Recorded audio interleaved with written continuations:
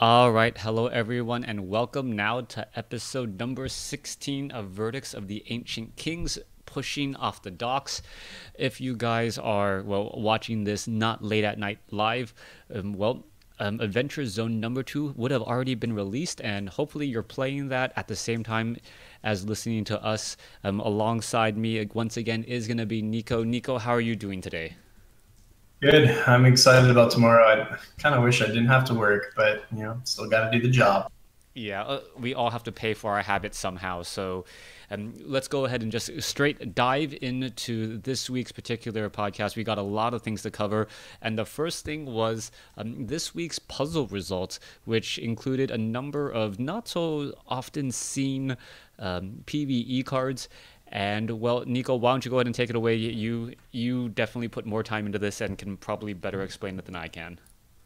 Yeah, well, I got to give big shout out to Yule who came up with this, and really he was the gatekeeper of the solution here because it was kind of racking my brain. But really the solution came down to finding a way to get the Thunderfield Elder proc on your blessing, because how it works is because a Mind Pyre is in play, you get punished every time you draw a card. So because you're losing your life every time you're playing a card, you need the blessings to be played to heal. But because the blessing is copied, there's a pretty neat interaction with Enter the Dream that you need to be mindful of. Is when a copied card is played, it's not considered played from your hand. It enters play, but it doesn't trigger the Enter the Dream draw effect.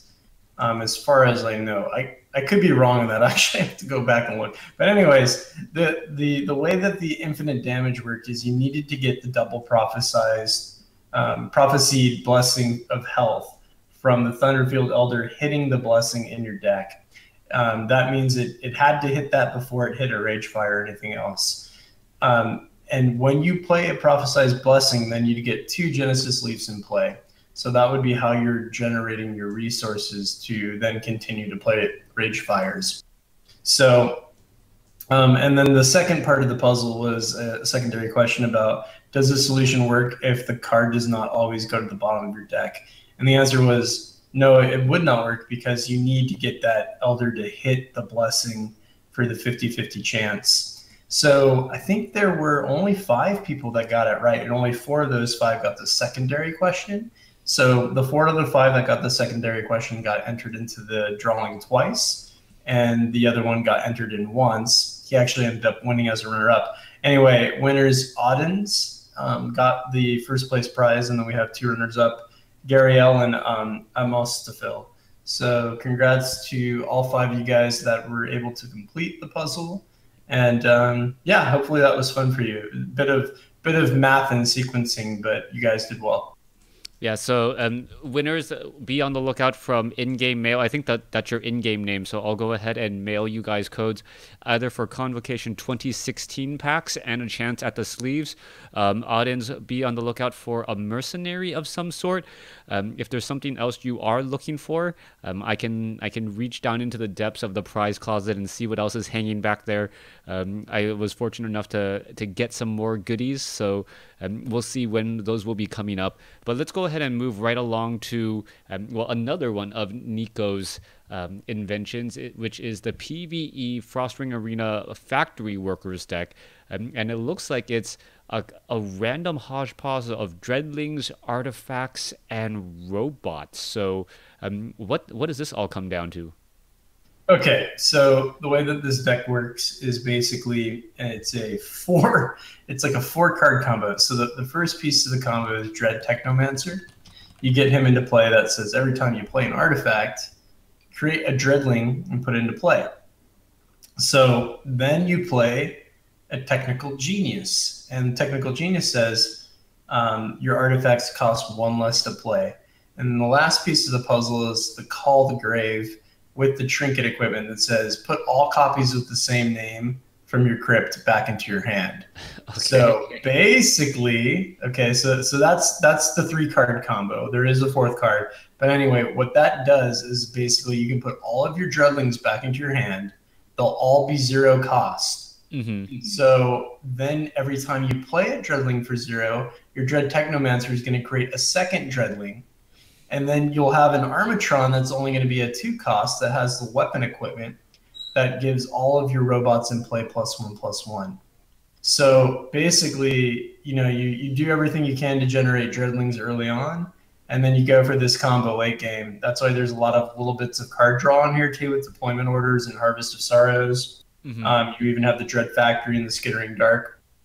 So you just want to go for that late game Technical Genius Armatron combo. You don't really need Dread Technomancer, but he allows you to create so many more Dreadlings just for him being in play. And he gets that nice buff if you have 5 artifacts in your crypt. So just a fun deck to try. I've shared this before, but not on our podcast. So if you've seen it before, it's not new, but it is super fun to try out. So give it a roll. All right. Just looking at this deck, have you tried doing a tri-shard version where you have War Machinist, where you can call the grave all of your Dreadlings back and then instantly like roll over your opponent if you have 20 in the crypt? Ooh, no, haven't tried that, but that's a good idea too. I do like the Technical Genius aspect to lower the cost, but I guess that would work with War Machinist too. It could even work with Glendower, so Glendower could be another way to reduce the cost. Yeah. In combination with War Machinist, that's a good idea. Yeah, that looks like a lot of fun. So I don't know, you could do it with a Vile Fang if you don't want to keep it within Bloods, because it does count as a spider. Oh, yeah, right? That actually works too. That probably works better. So yeah, you just dump your hand with the spiders and it's all free and you're gaining life, and well, I don't know, that just looks like a lot of fun. You're going to be doing a lot of clicking, kind of like the original Dream deck where where you don't play any resources and you somehow click 700 times to try and win. Yeah, there is a lot of clicking. It's just usually that one turn that's crazy, but that'll usually get you a quick win. All right, so moving right along, well, the big topic for the week is going to obviously be Adventure Zone 2, Chronicles of Entrath Chapter 2, coming out tomorrow. They made a number of interface updates as well.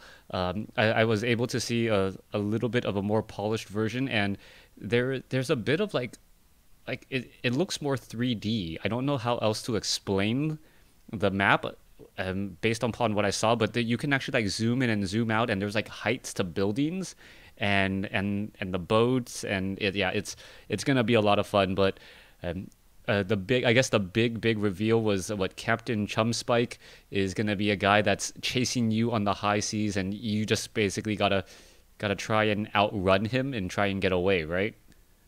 Yeah, and it sounds like he's a pretty early encounter in it as well, like maybe the second or third or maybe fourth encounter. So we might have to deal with this particular guy early on and survive. And I'm already thinking of ways like that I could potentially beat this guy. Like, can I mill his deck? Can I deal indirect damage that makes him lose health rather than take damage?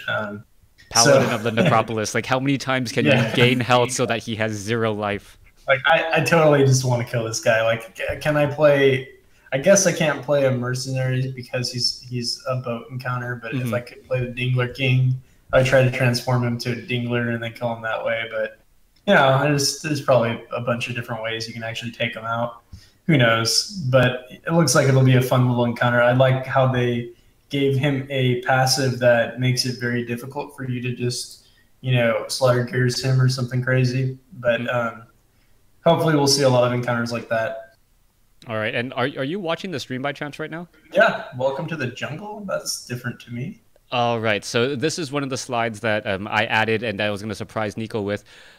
If you look at this very carefully, this is actually a new game board that... Ooh.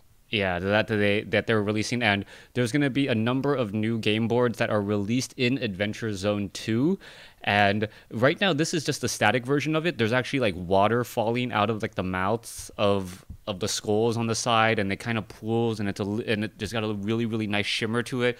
But they did a lot of just really, I don't know, this game board, when I first saw it, like, it captivated me. There's one other game board that and I guess I can say this, that by the time you guys listen to this, Adventure Zone 2 will probably already be out, except for the 6 people who are currently watching us. The boat, the boat game board actually looks really, really nice as well. So there's a lot of game boards.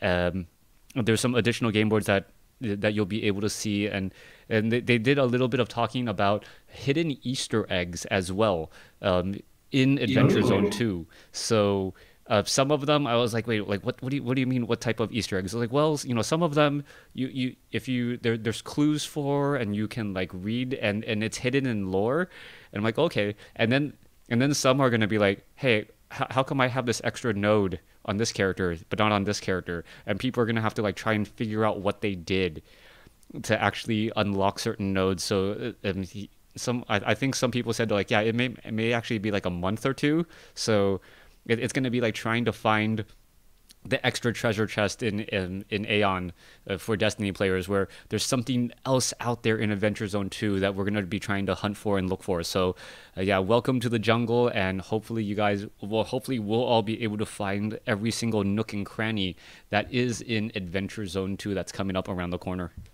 Awesome. That's cool to hear. And I hope they take it a step further eventually and allow the game boards to be interactive in some form. That would be pretty neat too.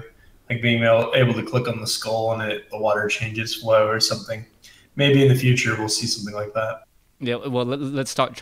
Hopefully we'll do raids first before they start having interactive game boards. Yeah, I'm all for that. All right. Moving right along, we are now. This is an announcement that came to, I guess, mixed reviews. The draft Gauntlet, which is going to be replacing the competitive draft scene that a lot of people have come to know and love. And what's your take on this competitive draft Gauntlet or the draft Gauntlet as opposed to competitive draft? Well, I personally really like it. I mean, it's hard for me sometimes to have large chunks of time. Mm-hmm. So just as someone that's busy but has time for Hex, I like it to be broken up into small pieces. Mm-hmm. And this basically allows me to do that. I think, though, that the new format speaks more towards Swiss in my mind than it does for competitive, which probably does not make the competitive players super happy. Mm-hmm. But those competitive players are already kind of feeling it seems like they're feeling a little upset about this already because they're not playing against the same pool of 8 players. Mm-hmm. However, I think as a competitive player, you should be more excited about this mode because you will be going up against better players. Only those players that are able to get, 2+ wins are going to, face off at the 3 for the 3rd win, and you're rewarded with an extra pack. Mm-hmm. So I think that's pretty cool. I did actually put a petition on the forums to kind of look at potentially organizing the prize payout for the mode, mm-hmm. because I feel like Swiss payout would make more sense. Like as a person that enjoys draft, I would like to see more people playing draft, and I think you're pushing out more casual players based on this prize payout. Like give players a pack for 1 win. I think that will get more people playing. Mm-hmm. Anyway, it's just how I feel about it. But I think we may see changes over time to this mode based on player feedback. Yeah, like I think what Nico's really talking about is the 3-2-1 payout as opposed to the 6-2-0, right? Payout prize pool. Yeah. And what they really want to do is they want to maintain the same prize pool. So in a 8-player pool, there would be 12 packs given away, regardless if it was competitive draft or Swiss draft, back when Swiss draft was still around. And that way, there was, the investment of time, but it was still balanced out with what was actually being brought in. You don't want to add additional packs just because that would actually devalue packs a bit. So everyone has to be really, really careful. And if you go 3-0 in a Swiss draft, you still are essentially making back your 3 packs, and you can quote unquote go infinite if you did get a good rare, and you can sell your rare for your $100 or 100 plat entry fee as well. So I am looking forward to hopefully making this a little bit more entry level. It seems like an in between EV Gauntlet and Sealed Gauntlet now. So there's a little bit more of a stepping stone that you can kind of go infinite with this particular style as well. Yeah, and my suggestion was basically 5-2-2-2-1-1, which is a 13-pack payout. Mm-hmm. And the reason why I suggested a slightly higher payout, and I think my original was 1-1-1, Mm-hmm. which would be a 14-pack payout, is because now when someone forfeits or drops after rare drafting, Mm-hmm. those potential packs are pulled out of the pool completely. Mm. So if you have a 8-player pod that drafts, but one person decides to forfeit right after, at the current 12-pack payout, that's 1.5 packs per player. Mm-hmm. So those 1.5 packs just vanish. They're never going to be paid out to anybody. And that's why I suggested a slightly higher payout in my request. I think we're going to still see people that drop and forfeit. It might not be after the draft. It could be after one loss. Mm-hmm. But those prizes are still pulled out of the equation because they will never be matched against someone else that could potentially win a pack or two off of them. Yeah, that's still a loss out there. So they may be able to do some analysis and figure out if people are actually forfeiting and whether or not that skews it in their favor to actually try and do something like that. That's a really good point. Yeah. All right, moving along to something that people have been clamoring for quite some time. This is the change to the draw system in Hex in general, where the fringe cases are not going to happen nearly, or are not going to happen at all. Where I believe it's like the bottom 5 and the top 5%, where you have 6 or 7 shards or only 0 shards in your opening hand. They're going to be completely removing that. Yeah, it was a rather interesting topic. I think a lot of people are trying to figure out if they can abuse it, and it looks like Hex has pretty much approached this with a lot of research in mind. What's your take on it? So one thought I haven't shared that I just thought of recently is that this will reward people that are playing cards that fix their resources more, because if you initially start off with 1 or 2 shards almost guaranteed and you have fixers that cost 1 or 2, mm-hmm. you could a lot more easily get to whatever resource count you want to. Maybe that's a Chlorophylla, maybe it's an Immortal Tears, maybe it's a what's that one that creates the Dreadlings, the 2 costs. Dread Harvest? Yeah, maybe it's a Dread Harvest, maybe it's a Wellspring, sure. It could be any number of cards. But if you want to play a lower shard count and almost have a guaranteed 2 to 3 shards in your opening hand, then those fixing cards make it even better for your deck that, may have a better opening hand, but will have a much harder time drawing into future cards if you're playing a low shard number. So that was one thing I thought of. I do think it will help decks that are very aggressive that might end their curve at 3. Mm-hmm. So maybe you can play less than 20 shards and still play all of your cards by turn 3 because of this variance change. But I think in the long run, it's going to be really a good feeling change, because people that get screwed by those bottom 10%, top 5% of variance hands will no longer be screwed by that, and they'll be happier that they actually can play cards when they start the game.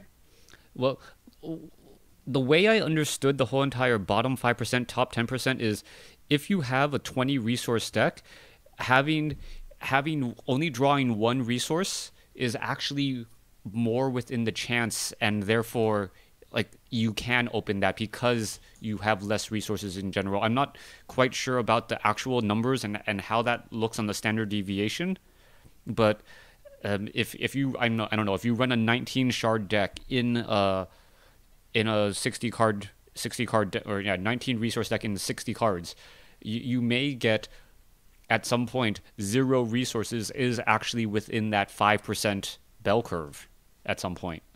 Yeah, I looked at some of the data that players were sharing. I don't know how much of it was accurate, but it seemed like you could even go down to maybe 16 shards and still almost be guaranteed to draw at least one shard. That Really? might not be 100% true. There probably is a very small percentage chance to hit 0. Mm-hmm. But the likelihood that you have 2 or more, even with like a 20 shard deck out of 60 cards, is very high because of this change. I don't know if they compared it to the old way. I think there were a few people that did compare it to the old way, and the change is fairly minuscule in terms of the shard count. So it's not going to be huge for the middle area of the curve where you draw maybe 2 or 3 resources, but it'll help prevent the 1s or less or the 6s or higher. Yeah, I think it's going to come down to one of those things where tomorrow a lot of people, instead of playing Adventure Zone 2, a lot of the professional players or, the PvP players are going to be looking at their collection and hitting test draw, and figuring out like, okay, how does this new mechanic seem to work? And they're going to be like switching 1 or 2 resources and figuring it out. So that is something that luckily they said is implemented in the draw mechanism, and players will be able to test it out before they fully dive back into the ladders. Yeah, it does seem like the competitive-minded players are probably more interested about this one particular change than anything coming in the next batch. Yeah. All right, so moving right along to Hex Secret Santa. This is something that I've just heard about, so Nico, why don't you take this one away? Oh, sure. I just thought I'd share it because actually the whole idea from our stream came from Outlandish Matt. He used to host the Threshold podcast. So I just thought I'd plug this thing he's been doing every year. And it's always been pretty fun to do. Like, you can just contribute anything you might have extra up to 700 platinum of value or higher. You can go higher if you want. And then you will get a nice little gift from Santa Hex. And it's just kind of fun to get something random from other players. And you'll usually be pleasantly surprised. Like, you'll give them something you have extra of that, is valued at that, but you'll probably get something that you'll even like more. So I just encourage people to participate that are interested, might have a few extra things laying around, and you might be pleasantly surprised by what you get back. It's also fun to just, give and make someone else happy. So do this if you're interested. He has a post on the general forums, the Gameforge forums. And I think he says just send it to Santa Hex. I believe that's the account that he is giving from. All right, so Santa Hex is going to be divvying up goods, and you'll see what you can randomly get from. So very nice there as we dive into, the flood of mercenaries that were recently revealed over this past week. Puck, the Dreambringer Beam, the very first card. Interesting shard grid, a lot of wild. The ruby makes sense. The diamond kind of makes my head scratch just a little bit since it's not within the elf realm, and not being able to include any dwarves. But some very, very powerful abilities. What jumps out at you for deck ideas here? Obviously, 5-cost troops, maybe Titania's Majesty or Eye of Creation. What else are there like really good cards to be looking for? Well, one thing that jumps out to me when I was looking at this particular mercenary is that he might be one of the few mercenaries that I might actually consider never upgrading his text for, because that could actually really hurt you if you're playing a ramp deck that relies on your cards being 5-cost or higher. And a lot of those cards end up being 5-cost. Because if one of them gets a cost reduction... Wait, am I looking at the right thing?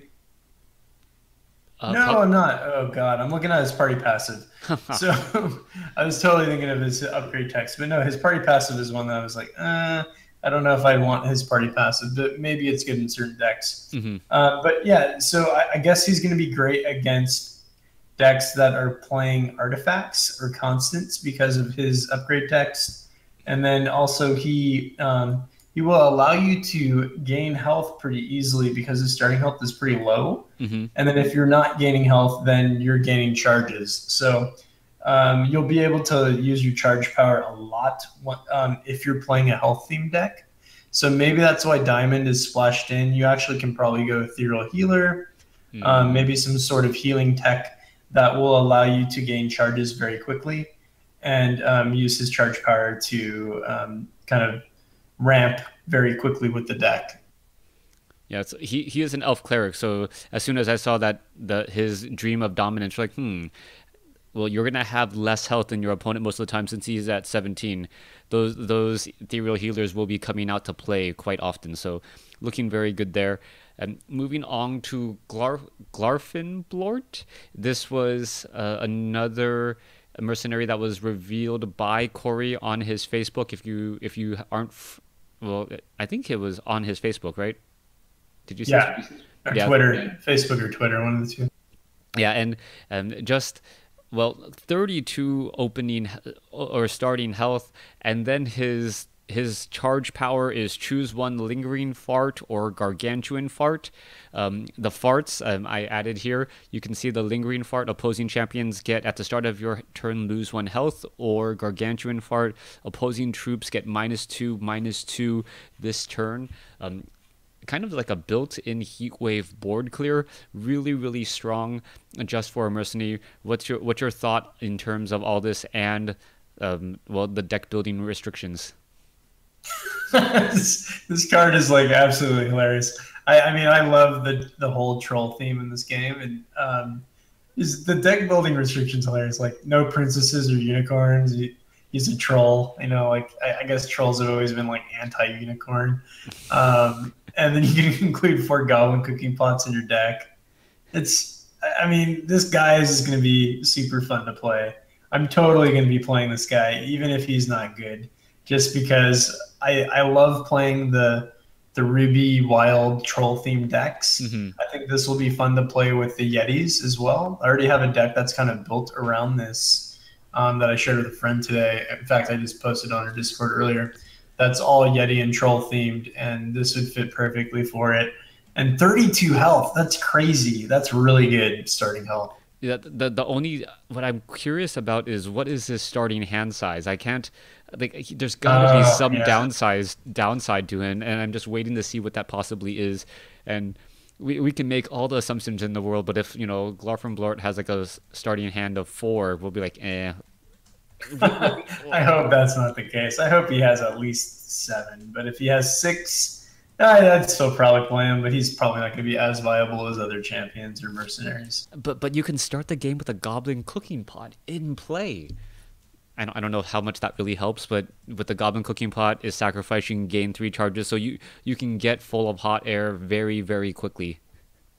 Well, you only get the goblin cooking pot in play if you're not Glarfinblort. So anyone else in your party can get that, but not you. Oh, I thought the party passive doesn't give it to the main. No. I think you mentioned it on our last podcast or YouTube that the party passive worked for the merc, but actually, from what I've heard, it doesn't actually work for the mercenary, but it works for all the other mercenaries and your campaign character while that mercenary is in your party. All right. Well, we'll quickly find out tomorrow how wrong I was in the past couple of weeks. Or how wrong I am. Who knows? Maybe they will allow party passives to affect everyone. All right. So moving along to Gax, and this one, I'm just going to let you take it away since you were the one who wrote the mercenary guide, the mercenary spoiler for Gax the Sly Roller. Very properly themed, it appears. And you look at the shard grid and your heart kind of drops at first, and then you look at the deck building and you're like, oh, this is great. Yeah, and because most decks are troop heavy, because you can play any of the primary classes and 4 copies, and then you also can play 4 copies of all dragons, that basically reopens your shard grid completely. And then the upgraded text is pretty awesome while you're in dungeons. Your dragons in all zones have cost -2. Big shout out to Dungeons and Dragons. Gax, I guess, or Guy Gax was a lead creator for Dungeons and Dragons. So this is kind of a nod to him. Yeah. So, and then he has like really cool dice that you can create. You know, some of them will give you free resources for the turn. Some of them will create random troops. All sorts of fun stuff. So he'll be super cool to play with for that. And the dice are only 2 to create. So if you play something like a Bolt Blast Zeppelin, you can reduce that down to 1 or 0 very quickly. And getting 2 charges in PvE is nothing. I mean, you can start the game with 3 charges pretty easily. So you can quickly have 2 dice in your hand by turn 2.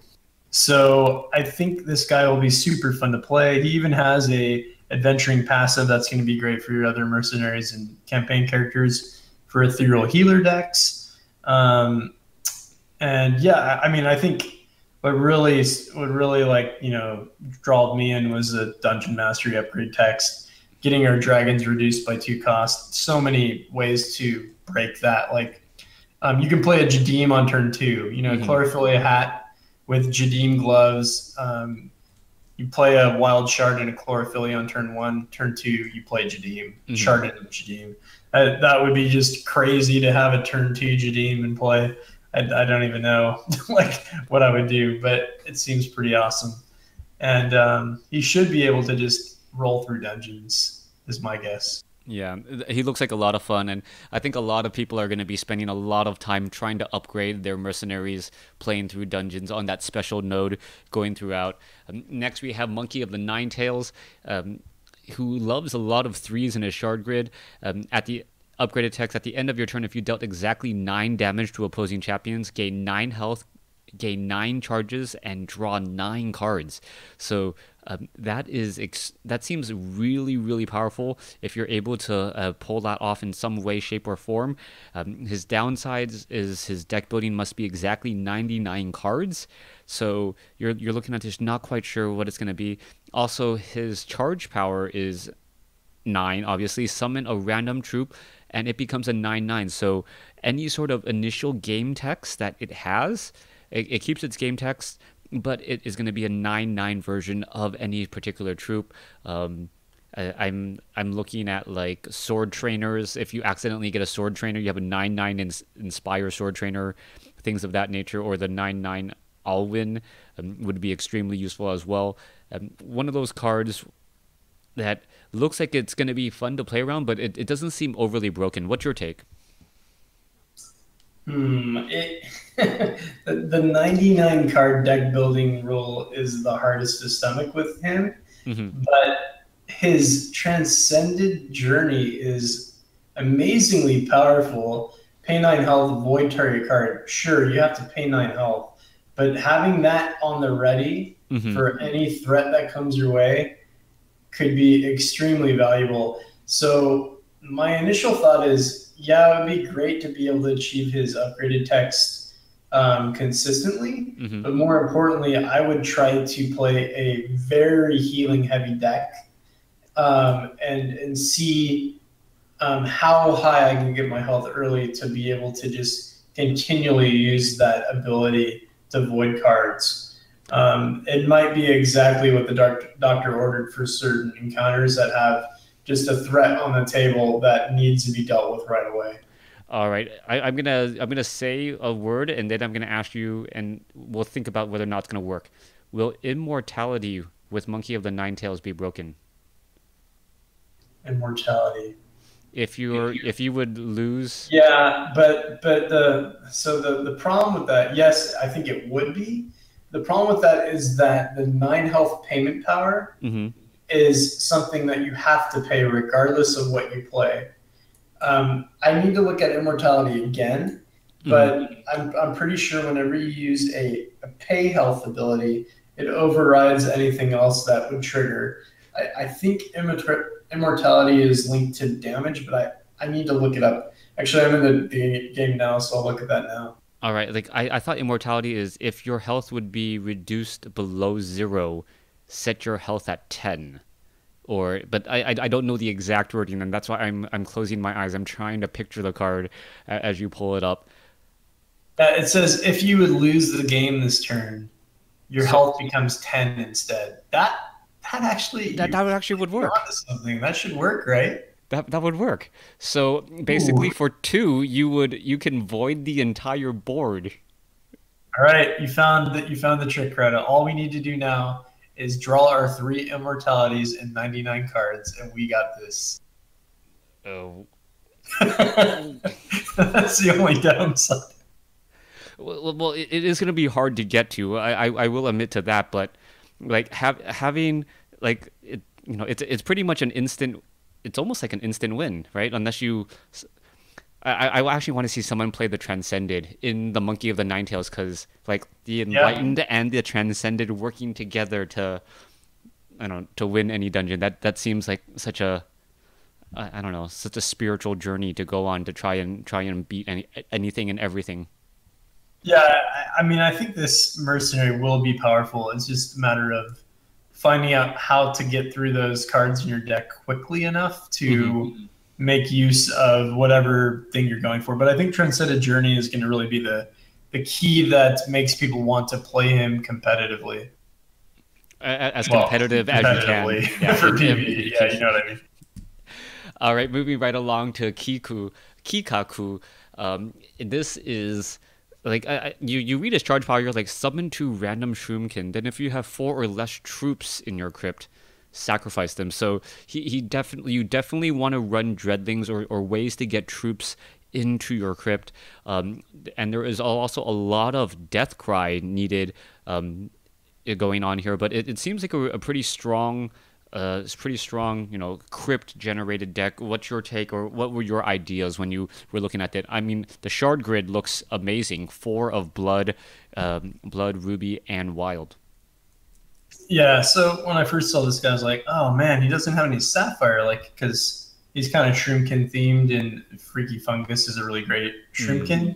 Mm-hmm. So that was one thing I was like, oh, that kind of sucks, because you can create 2 random Shroomkins and put them into play, which makes Freaky Fungus even better. The Ruby I didn't quite get, but maybe there are a lot of Death Cries in Ruby. I'm trying to think of Death Cry troops too, and because that's a new keyword, I'm not immediately associating old cards to Death Cry. Well, when I look at this, I'm looking more at Scrounge than Death Cry. Like there's a lot of Scrounge cards. So I'm actually surprised that it's 10 troops with Death Cry instead of 10 troops with, or 10 cards with Scrounge, to be honest, because, right, like, yeah, that would make more sense. Yeah. Yeah, I'm trying to think of what actually has Death Cry. I mean, it looks like we're going to get a bunch of new PvE cards that actually have Death Cry, but I don't know how many cards that currently exist that actually have that particular effect. It's like when something dies, this happens. Like the new card from set 5, that Forgotten Lord, or something that, Underworld Crusader has a Death Cry. Oh yeah, that's true. Okay, and the I'm thinking of that 2/2 that when it dies it comes back into play. Pretty sure that's a Death Cry as well. That's a Death Cry. There's the one that if it dies it creates 2 Battle Hoppers from set 1. Oh yeah, Shroomshaw. Shroomshaw has Death Cry. Okay. Yeah, so there's a lot out there, and just because it's a keyword that we haven't seen a lot of, just because we haven't been released to the new patch. That's probably the biggest issue right now. Maybe we will see a little bit more Death Cry. This is just one of those things where we have to see what is in Adventure Zone chapter 2 and figure out what cards and how we are going to build these particular decks. Yeah. Anyways, I think this guy will actually be really good. It's just a matter of figuring out how to build him. All right. Well, I'm going to go back to the jungle screen for just a second and talk about things that, well, I guess I can talk about because there's only 8 viewers and Adventure Zone 2 is just around the corner. I talked and sat down with some of the people at Hex, and one of the great things about Hex is the passionate fans who, when they saw some of the spoilers, immediately broke certain cards. One specific example was War Party Guide and the boat. And I think, yeah, so if you guys don't remember, a couple of weeks back we had, when the boat encounter was just announced, there was like a first mate that said, put a random 2-drop minion from your deck into play, but the War Party Guide also has an equipment that basically lets you play your entire deck full of Ardent troops the very next turn it attacks, and that really became an issue. And from what I hear, they've read the forums, they scoured the forums, and they fixed a number of those game breaking, encounter breaking,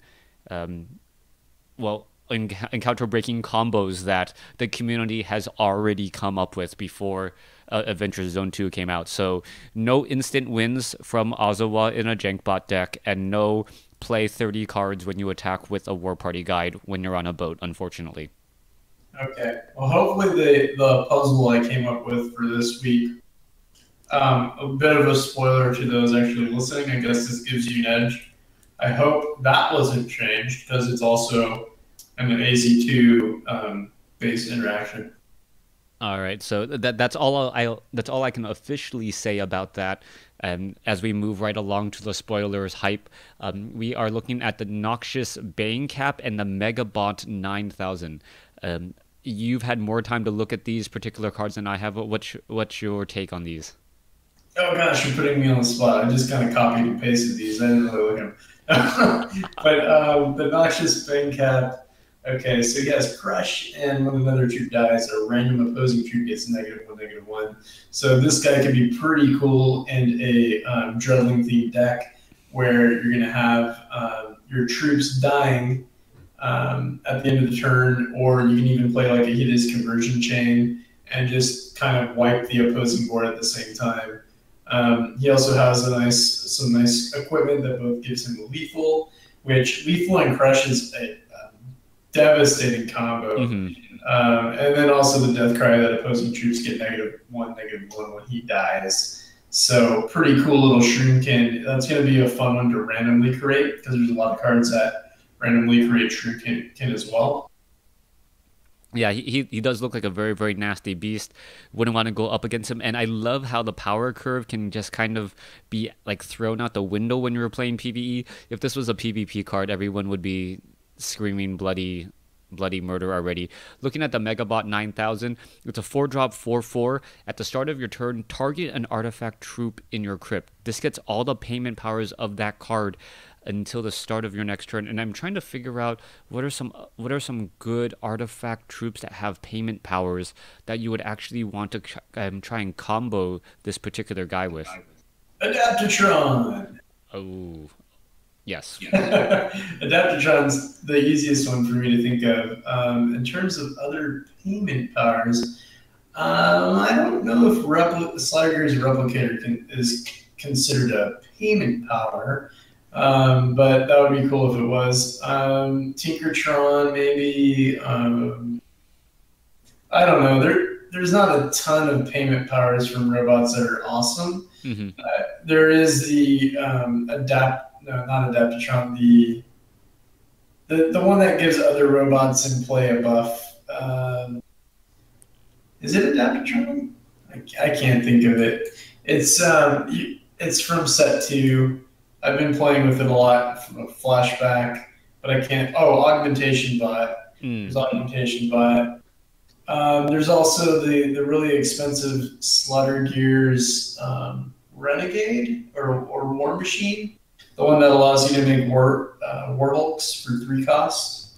That's a payment power. Yeah, yes. It's just going to be one of those things as more cards are introduced, it's going to get better and better. So people, if you don't know now, start collecting your Megabots, and maybe at some point there will be some crazy guy down the road that you want to somehow get your artifact into the crypt so that the Megabot 9000 can activate that payment power and have fun with it. Moving right along, we're going to be looking at Claws of the Dead, 6-cost basic action. Target opposing champion voids a card they control or in their hand for each troop in their crypt. So that seems really powerful. You can pretty much wipe the entire board and their hand if you had played an extinction earlier, or if they have some sort of sacrifice mechanic. Maybe the Shroom can, if you were able to get like the jailers onto their side and then wipe the board, you can get them to just take a whole bunch of damage that way. The equipment Claws of the Dead instead have empty quotation marks, so we don't quite know what the Dead Man's Mark does quite yet. That trinket seems to be a little bit broken right now. Otherworldly Claws of the Dead have triple blood threshold. While this is in your hand, sacrifice 3 troops and play it for free. Yeah, so the play it for free mechanic there is pretty awesome because that allows you to play this card on a low curve for a mono blood deck, which could be the ideal way to splash this in the deck. I know a lot of the warrior themed decks I like to run are mono blood, and I don't like to go above 3 or 4 resources, so I might be looking at those glove equipment. And luckily, well, there are a few mono blood cards that have nice glove equipment, so that would be a heavily contested slot, but I might consider it for particular encounters. Yeah. And what's your take on Sephoro's Gatekeeper? I think that card can be very fun to play because there's a lot of ways to potentially break its deployability, bouncing it every turn. It is an avatar, but its equipment really is where I think it could be nice. Like the chest of the Gatekeeper says it has one-shot death cry.